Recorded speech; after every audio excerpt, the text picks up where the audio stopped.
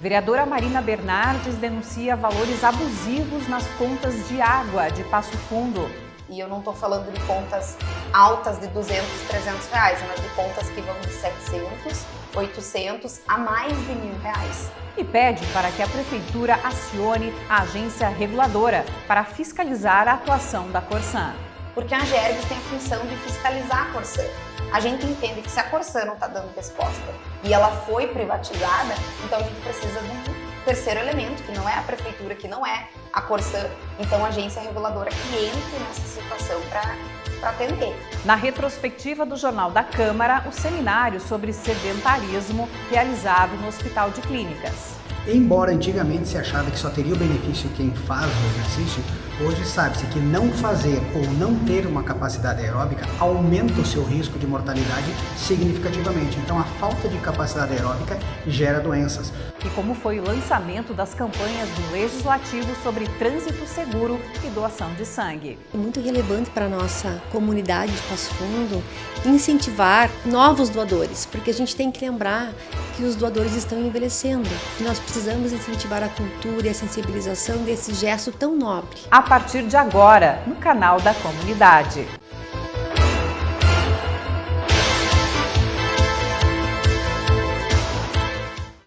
Boa noite. A pauta para começar esta semana aqui no Jornal da Câmara não poderia ser diferente do que Corsan, não apenas serviço de água, mas também de esgoto, e vamos falar sobre isso a partir de agora com a vereadora Marina Bernardes, do PT, ela que está aqui no estúdio conosco. Marina, muito obrigada por ter aceitado o nosso convite de estar aqui ampliando esse assunto, porque é uma discussão que diz respeito a todos nós, né? A todas as pessoas que moram em Passo Fundo. Reclamações, centenas de reclamações vocês recebem nos gabinetes, né?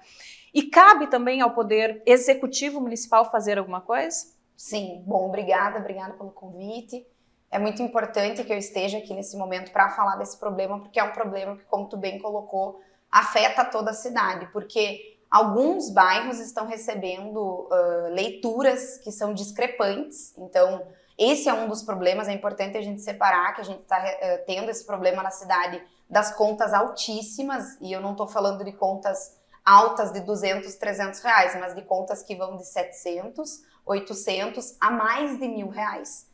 Então a gente está com esse problema que está afetando vários bairros, Jaboticabal, Canaã, e distribuídos em Passo Fundo. Então temos esse problema. E o segundo, que tem a ver com o esgotamento sanitário. A gente sabe que existe uma meta, que é uma meta inclusive muito importante, a meta da universalização do esgoto. Por que eu digo que é importante? Porque tratar o esgoto é fundamental para a nossa saúde. E é uma meta que o município precisa atingir até 2033. É uma questão de meio ambiente, é crime ambiental, inclusive. Isso, é importante que tu coloque isso, porque hoje a Corsan está enviando uma cartinha para as pessoas, que deveria ser uma carta orientativa, explicando essa obra que as pessoas devem fazer da ligação da sua casa até a rua. E depois o trabalho é da Corsan para fazer, né, o tratamento. Só que daí as pessoas estão recebendo uma carta que diz que elas vão ser multadas em até R$5.000 caso elas não façam a ligação em até 120 dias. E a outra punição é prisão. Voz de prisão? Isso mesmo. Reclusão, que eu acho que vai de 2 a 4 anos, né, por crime ambiental, porque então a pessoa se negou a fazer a ligação. Ou seja, o que não foi feito durante uma vida inteira precisa ser feito em um curto espaço de tempo e sem recurso, porque se fosse ofertado algum tipo, sei lá, de financiamento, subsídio, talvez seria um problema amenizado? Com toda certeza. A gente tem, por exemplo, o Fundo Municipal de Gestão Compartilhada, que quando a gente lê lá o objetivo desse fundo, inclusive fala que é para contribuir com o acesso ao saneamento, com o tratamento do esgoto. Então, se a gente tem um fundo hoje, será que não é possível que a prefeitura, então o executivo, faça um acordo com a empresa para que essa meta seja de fato alcançada, porque ela é importante, mas que tem um custo um pouco menor? Essa é uma das provocações, dos pedidos que o nosso mandato vem fazendo, para que as pessoas não tenham um custo tão alto em pouco tempo, somado muitas vezes às contas que estão vindo muito altas. E as pessoas não têm capacidade de pagar, de repente, pagar R$100 e no mês seguinte 700. Quem consegue administrar financeiramente isso? Poucas pessoas, inclusive aproveitando, além dos custos que a pessoa vai ter depois, porque a gente está falando de 70% a mais das contas, quando ela tiver com o esgoto tratado. Então, veja bem, a conta vai mais do que dobrar. Mas a gente também tem o problema do custo da obra. Essa obra que cada um faz da sua casa, ela depende da condição da casa, como que esse pedreiro vai fazer, um custo individual. As pessoas têm nos relatado, né, a comunidade em geral, em Passo Fundo, que custa R$1.000, R$2.000. Às vezes tem pedreiros que cobram R$3.000. Então hoje não existe nenhum financiamento para a pessoa fazer essa ligação e nenhum recurso, no caso, que contribua para isso ser melhor orientado, né? Uma carta que pudesse vir da Corsã explicando exatamente como. A gente não tem isso hoje. É uma medida impositiva sem recurso, sem possibilidade de recurso.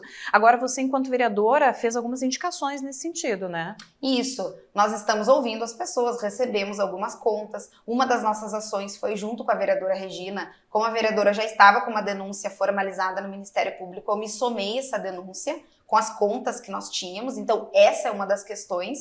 E a segunda questão é que o nosso mandato fez tanto uma indicação para o Executivo, sugerindo, então, indicando que o prefeito Pedro Almeida acione a agência reguladora, que é a Agergs, porque a Agergs tem a função de fiscalizar a Corsã.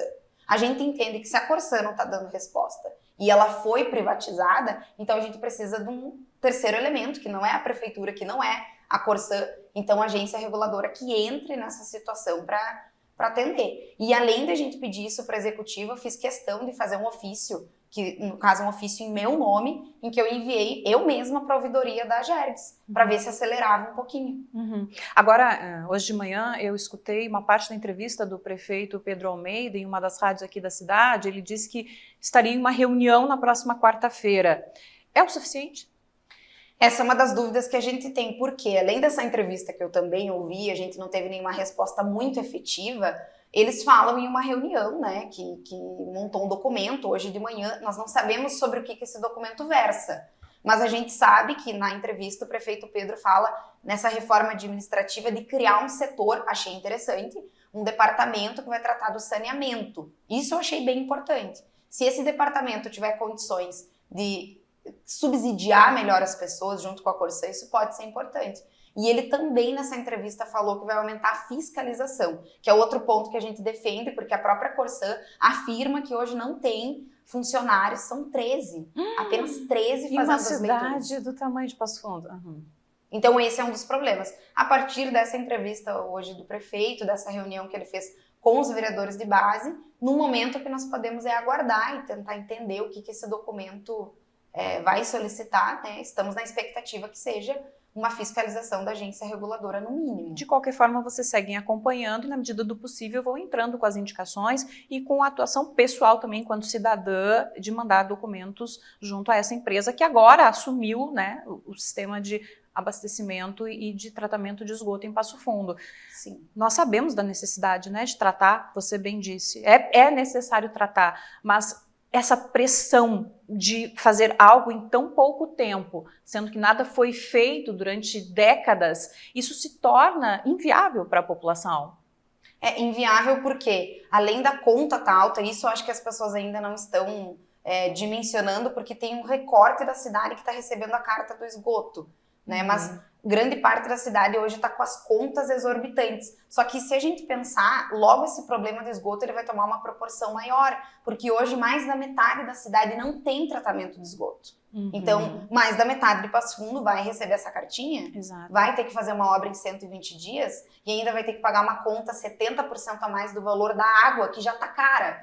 Então, a minha preocupação é que a Corsã e o Executivo não estão pautando essa situação do esgotamento. Vocês conseguiriam, enquanto Legislativo Municipal, fazer alguma indicação para que aquele fundo que você mencionou possa ser utilizado nesse sentido? Sim, nós vamos fazer, nós estamos trabalhando justamente agora, a próxima fase é explorar esse fundo. Ótimo. Nós abrimos um pedido de informação, nós queremos entender melhor quem compõe esse fundo, esse conselho, para entender como a gente pode fazer cobranças que são efetivas para que a gente possa usar esse fundo. Então vamos mudar de assunto, porque eu considerei muito interessante uma indicação que você e sua equipe fizeram em relação à compra de um livro do filme, que está concorrendo pela primeira vez, né, ao Oscar, e isso é um orgulho a todos nós, não apenas passofundenses, mas brasileiros, né? Você fez uma indicação de compra desse livro para ser distribuído na rede pública municipal e também na biblioteca municipal.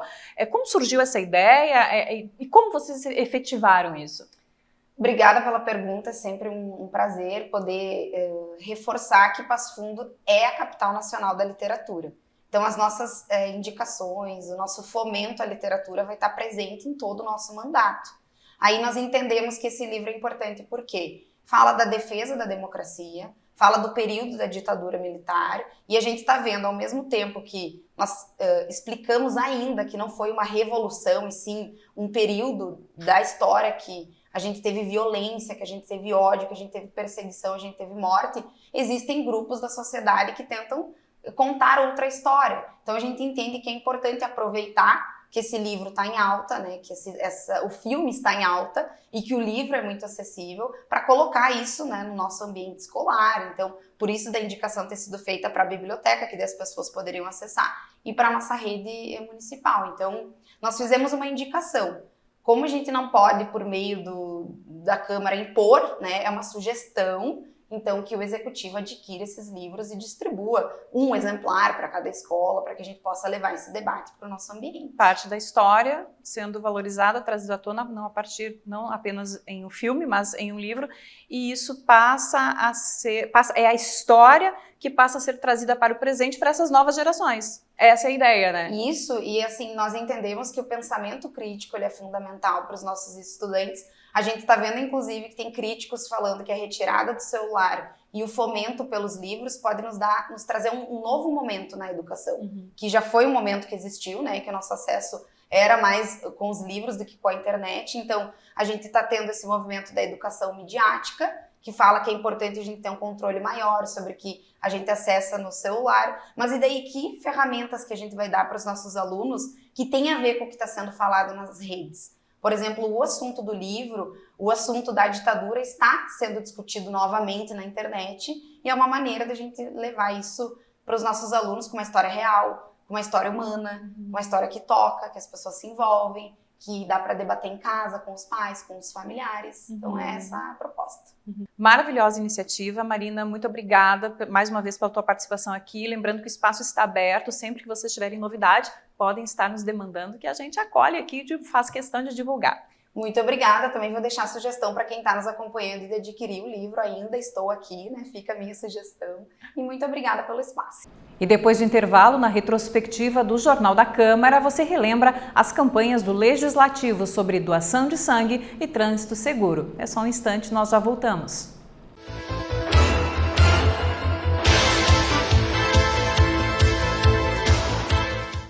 Então, falando um pouco sobre a doação de sangue, seria importante as pessoas entenderem que muitas pessoas precisam de receber sangue por vários motivos.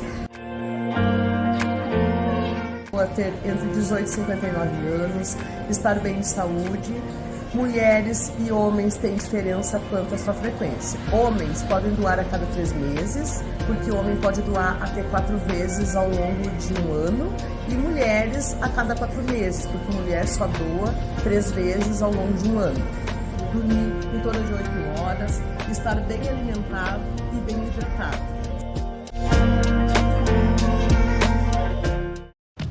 A tecnologia evolui a cada dia. Freios ABS nas 4 rodas, controle de tração, 7 airbags. Mas uma única escolha errada pode colocar sua vida em risco. O melhor item de segurança é a sua atitude. Viagem segura, Detran RS, Governo do Rio Grande do Sul. O futuro nos une.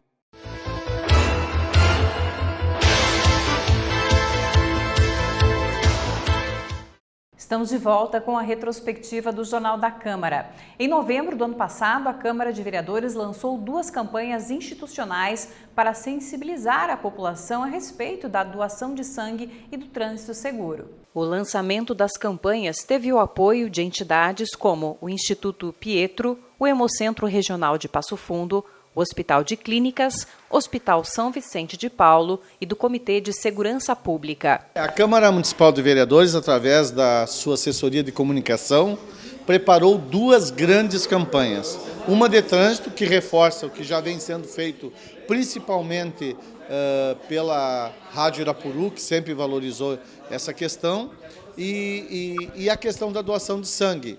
Nós temos, por exemplo, ações pequenas, simples, que podem fazer a diferença.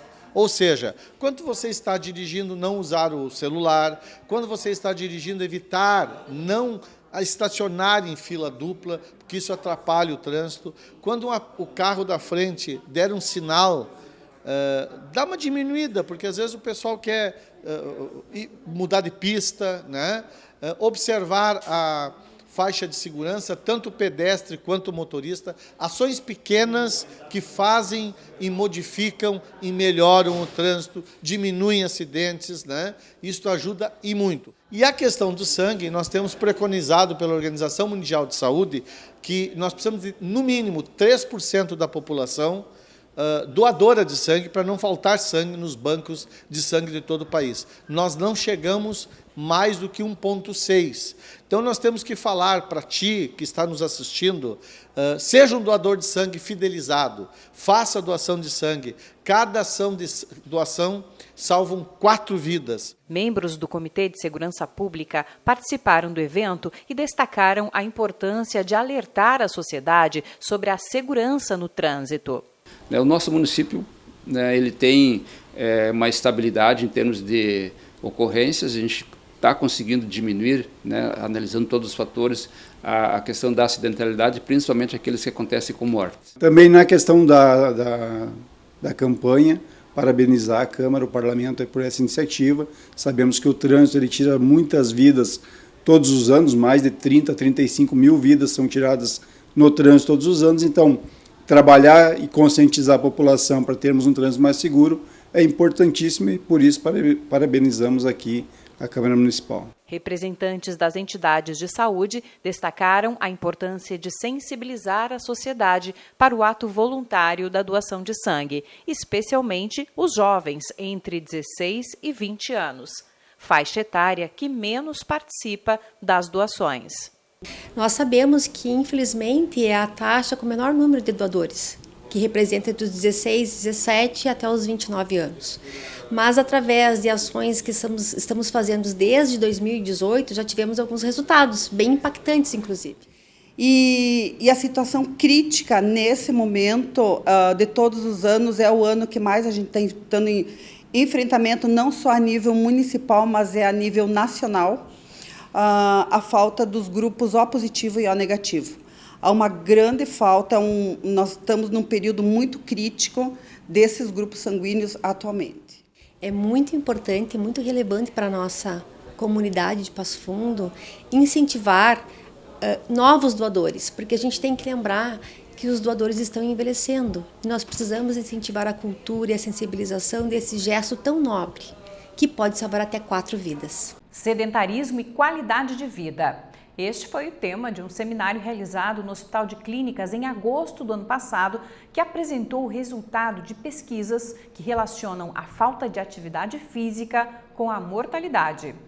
O médico especialista em saúde esportiva Alexandre Menegatti apresentou o resultado de pesquisas que demonstram a relação do sedentarismo com a redução da qualidade de vida e com o aumento da mortalidade. A lista de doenças que podem ser evitadas com as atividades físicas é extensa, não apenas doenças ligadas ao sistema cardiorrespiratório, mas também Parkinson, fibromialgia e até Alzheimer. Muitos estudos mostram hoje que o fato de você ter uma capacidade aeróbica vai diminuir quase 17% a sua mortalidade. Embora antigamente se achava que só teria o benefício quem faz o exercício, hoje sabe-se que não fazer ou não ter uma capacidade aeróbica aumenta o seu risco de mortalidade significativamente. Então a falta de capacidade aeróbica gera doenças. Sozinho você ter uma capacidade aeróbica preservada diminui mais o risco de mortalidade do que diabetes, hipertensão, obesidade e alguns cânceres juntos. Portanto, atividade física e uma capacidade aeróbica preservada e ou presente diminui muito o risco de mortalidade e melhora muito a qualidade de vida a médio e longo prazo. O palestrante também fez um alerta ao uso excessivo de telas pelas crianças. O uso excessivo das telas faz com que as crianças tenham menor capacidade ou tempo de movimentação. Isso faz com que eles sejam considerados sedentários. O sedentarismo é o principal gatilho para doenças como diabetes, hipertensão, obesidade, menor nível intelectual. O que faz com que crianças que antigamente brincavam muito e paravam o movimento em uma idade posterior, hoje já têm uma dificuldade muito grande em se movimentar. Portanto, aumenta muito o risco de mortalidade. O que se projeta aqui é a primeira geração na história que tem uma expectativa de vida menor que a dos seus pais e um nível intelectual menor do que seus pais. Pela primeira vez é onde a gente pode estar chegando. O número de palavras aprendidas pelas crianças até os 3 anos de idade é diretamente ligado à sua capacidade de aprendizado e inteligência futura. Hoje, as crianças que utilizam o eletrônico por um período maior ou apenas estar utilizando aprenderão menos palavras, pois terão uma concentração em uma região muito menor visual e não precisando se comunicar com as outras pessoas. Isso faz com que as crianças hoje, estimuladas pelo eletrônico, tenham um menor nível intelectual, muitas vezes muito semelhante às crianças com doenças neurológicas ou autismo leve. Você pode mudar essa estimativa através da retirada, mas você não vai mais atingir a sua capacidade individual que você teria a médio e a longo prazo. O exercício é o principal remédio para não precisar remédio, é onde você vai desenvolver novas redes neurológicas e uma criança precisa brincar, se locomover. Fica uma dica para quem tem dúvidas se seu filho está brincando. Você tem posto as meias deles de molho? Se não está sujando meia, talvez a gente já tenha a resposta. E a edição de hoje do Jornal da Câmara termina aqui. Muito obrigada pela sua companhia e uma ótima noite.